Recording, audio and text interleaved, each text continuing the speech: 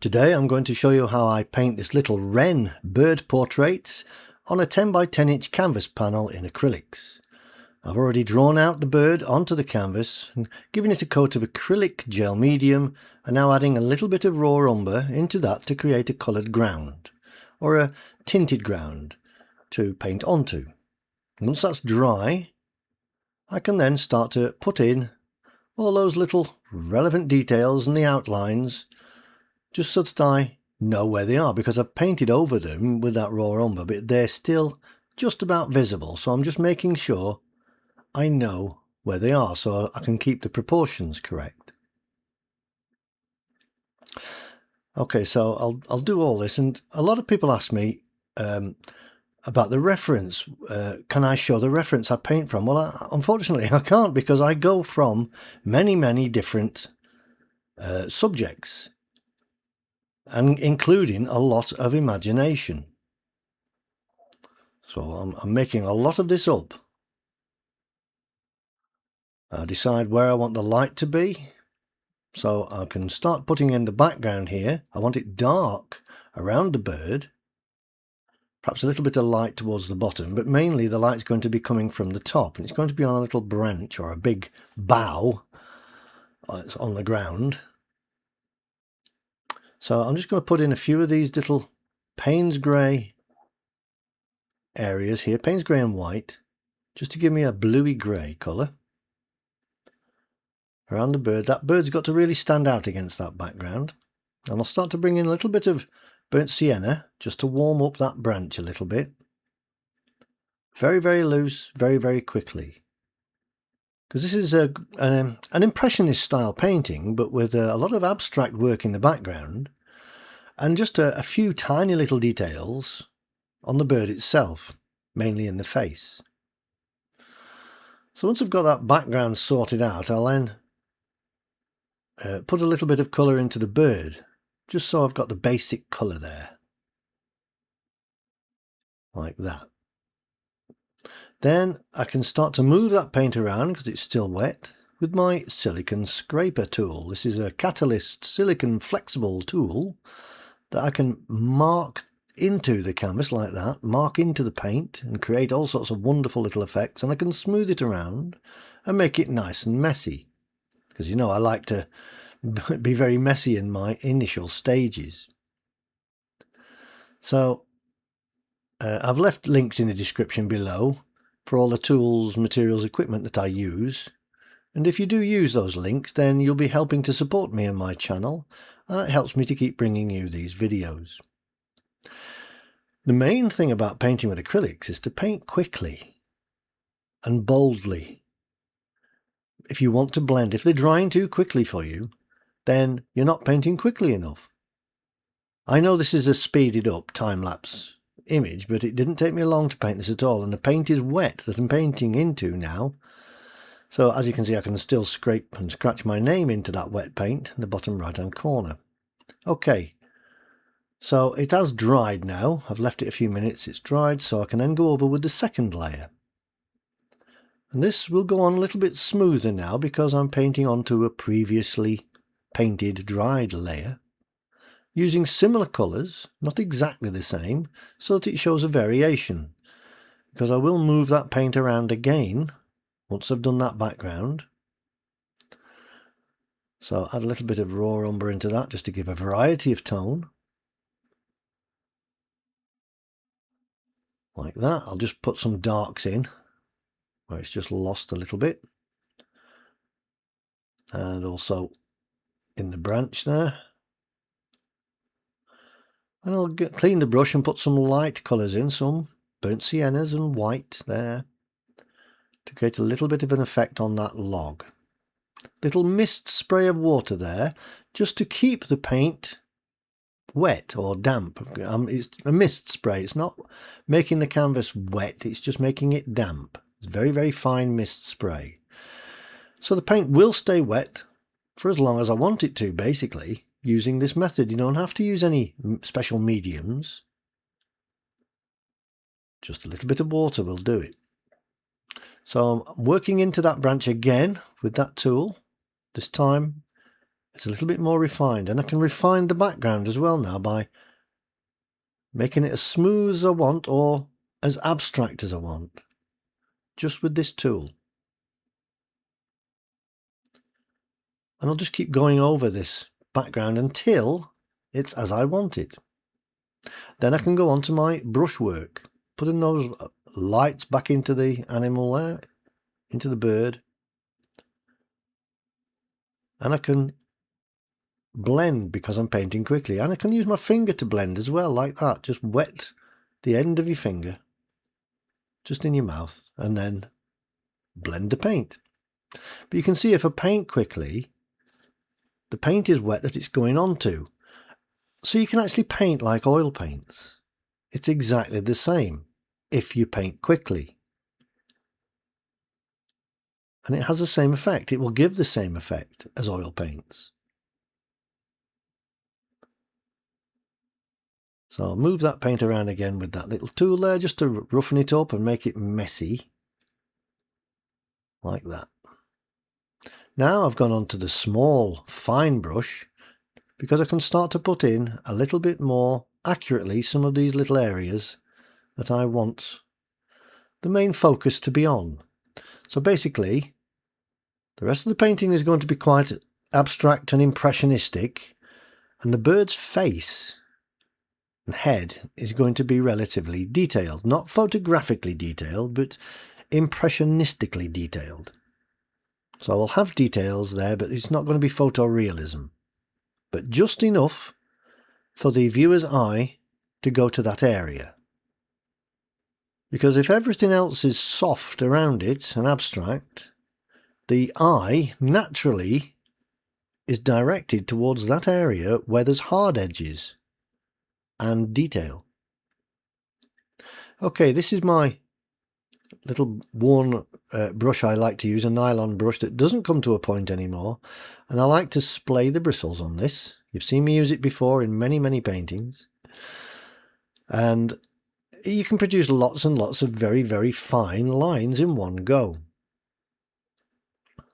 So it's great for feathers and for fur and even things like grasses. So if you've got an old nylon brush, don't throw it away. Use it for this technique. I can still put certain areas in as well with it without doing the splaying bristle. It just won't come to a point anymore. So just be aware of that when you paint with it. Use the small brush like I'm doing here if you want to put in these fine details. So this brush does come to a point, and I make sure that I clean it very well so that it stays coming to a point. So just a few little abstract markings there. I know the bird has these markings on the wings and on its tail, but I'm not trying to do them realistically, just impressionistically. Okay, slowly blending, even blending with my finger there again. Make it nice and soft, smooth. So it's starting to stand out against that background. I'll just put a couple of colours in here, just to blend in with that dark that I put in, and then use my finger to blend it even more, like that. Okay, a few little highlights now on the beak. The beak has to be accurate, because it's very distinctive to each kind of breed of bird. They're all different. So this wren has a nice fine, very fine beak. So it's still a bit broad at the moment, but I will go over that and make it right later. So back to this splayed bristle brush, just to put in a few lights down there where the light's reflecting up off the branch into the body, just on the lower edge. And then a few little bluey greys in there as well. There, that's looking a lot better. Okay, I'm going to put a little bit of red into the beak and the eye, and also start to put the legs in. Now, the very fine, thin legs on these birds, so that has to be relatively accurate. And the stance and positioning of those legs and the feet. Now, I'm not going to paint the feet photographically or realistically. I'm just going to give the impression that there are feet and toes and claws there. So that's the basic foot put in, you see. Okay, I'll go a little bit lighter with that now and put in some highlights. So that leg is in the sunlight. Only half of this leg is in the sunlight, so the light will only start to hit it halfway down. So I'm just going to roughly put in where it looks like there's toes. So that's a mid-tone put in. I can then start to put highlights on those with a bit of pure white. It will darken as it dries. There's a little bit of yellow ochre added into that white, so it's not pure cold white. And I'll put some into the actual branch as well there, to show that this bird is sitting in a nice little pool of light on this branch. There, like that. And having that leg half in shadow and half out just adds to that sort of realism of that area. Now with a dagger brush, I'm going to put in some foliage. Now this is generic foliage. I'm not trying to emulate or copy any kind of particular plant.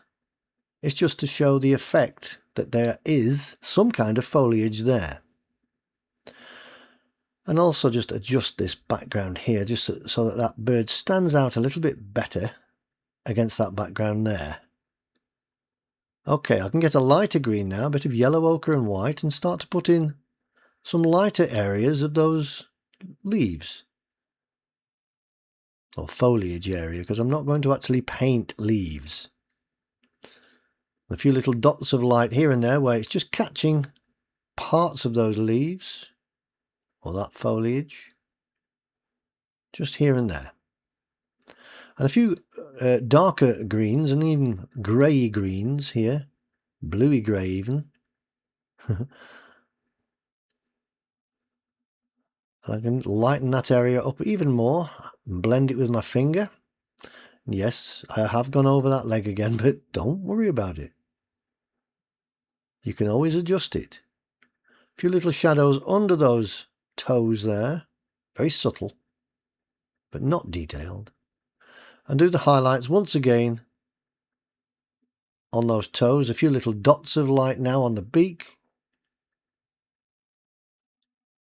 And here and there, because it will sink in as it dries, so you need to go over it several times to make it stay bright until it does stay bright. Now I've got to get this beak correct. It's not correct yet. It's not fine enough. The shape isn't quite right there, so I'm going to keep adjusting this until I've got it right. Now I'll mix a background colour up and just adjust the shape of that beak there. That's a little bit better. Now it's a little bit finer, more refined. Put the highlight in once again. Like that. Highlight in the eye and around the eye and on some parts around the face there. And I can put those highlights, just a few little dots of light now, on those feet.